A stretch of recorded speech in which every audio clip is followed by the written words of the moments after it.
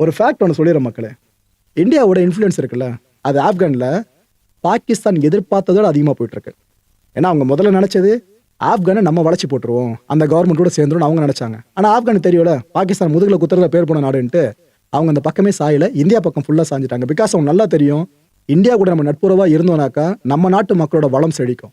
இங்கே ஃபுல்லாக விளையாட்டு துறையாக இருக்கட்டும், அறிவியல் துறையாக இருக்கட்டும், மற்ற எந்த துறையாக இருந்தாலும் இந்தியா ஹெல்ப் பண்ணணும்னு அவங்க ஆழமாக நம்பினாங்க.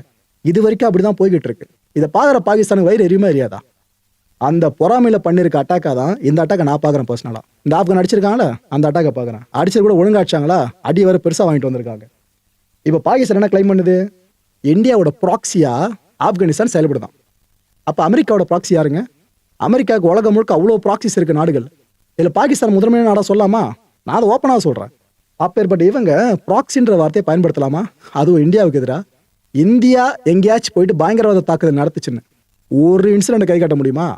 அதுவே பாகிஸ்தான் இந்த நாட்டில் போய் பயங்கரவாத தாக்குதல் நடத்தலப்பா அப்படின்னு ஒரு இடத்தாச்சும் கை காட்ட முடியுமா? ஸோ ரெண்டும் ஒன்றும் கிடையாதுங்க, வித்தியாசம் நிறையவே இருக்கு.